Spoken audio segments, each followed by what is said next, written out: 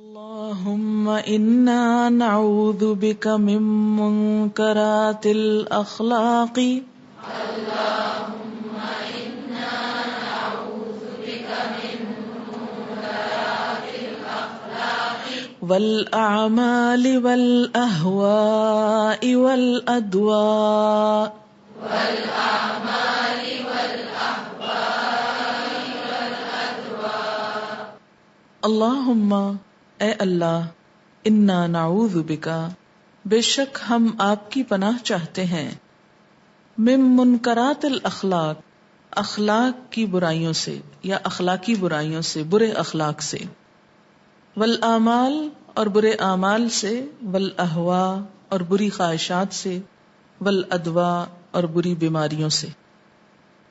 اللہ ہم آپ کی پناہ چاہتے ہیں برے اخلاق، برے اعمال، بری خواہشات اور بری بیماریوں سے، اور خاص طور پر دین کا کام کرنے کے لیے ان سب چیزوں سے بچنا نہایت ضروری ہے، کیونکہ اگر اخلاق برا ہے تو کوئی آپ کی طرف بڑھے گا نہیں۔ آپ صلی اللہ علیہ وسلم کے لیے قرآن پاک میں کیا آتا ہے؟ لو كنت فظا غلیظ القلب لانفضوا من حولک، اگر آپ تند خو سخت مزاج ہوتے تو یہ سب آپ کے آس پاس سے بھاگ جاتے۔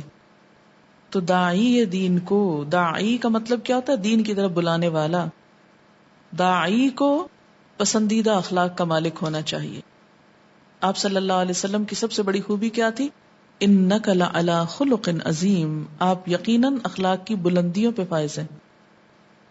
پھر والاعمال، برے اعمال، غلط کاموں سے بچنا چاہیے۔ اگر آپ خود نہیں بچتے تو دوسروں کو کیا بچائیں گے؟ والاہواء، بری خواہشات، بری خواہشات میں حرام چیزوں کی خواہش، ناپسندیدہ خواہشات۔ اب خواہش تو انسان کے اندر ہوتی ہے، باہر تو نہیں ہوتی۔ کیسے پتہ چلے کہ اچھی خواہش ہے کہ بری ہے؟ جو خواہش انسان کو برائی کی طرف لے جائے وہ خواہش ہی بری، اور جو خواہش انسان کو سوچ اچھائی کی طرف لے جائے وہ اچھی خواہش ہے۔ تو بری خواہشات سے، کیونکہ خواہش کا غلام ہو جاتا ہے نا انسان، پھر اسی طرف چلنے لگتا ہے۔ والادواء، اور بری بیماریاں، کیونکہ بیماریاں انسان کو عبادت سے، دین کے کام سے روک دیتی ہیں، مشکلات پیدا ہوتی، کام سلو ہو جاتا ہے۔ تو اس کے لیے صحت بہت ضروری ہے۔ اگر آپ کی صحت اچھی نہیں تو آپ سبق کیسے یاد کریں گے؟ آپ کسی کو پڑھا کیسے سکیں گے؟ اور صحت کی اچھائی کے لیے کیا ضروری ہے؟ اپنی غذا کا خیال اور غذا میں احتیاط۔ ایسی چیزوں کو چھوڑ دیں کہ جن سے آپ کی صحت بگڑے، اور وہ چیزیں استعمال کریں کہ جن سے شفا ہو۔ اور یہ بھی بری خواہشات کا نتیجہ ہوتی۔ مثلا آپ دیکھیں کہ ٹین ایج میں بچیاں کیا کرتی ہیں کہ پراپر کھانا نہیں کھائیں گی، ناشتہ نہیں کریں گی، پیپسی پہ گزارا کریں گی۔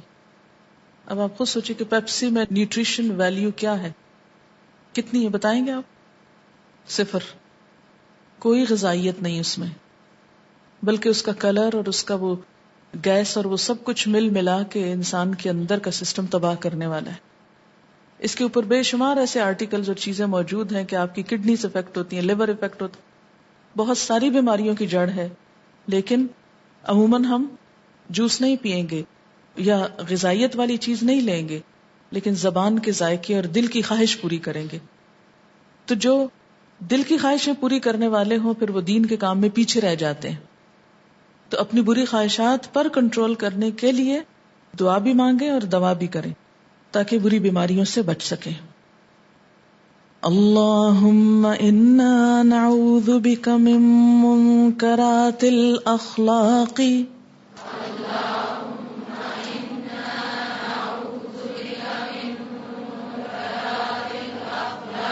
والاعمال والاہواء والادواء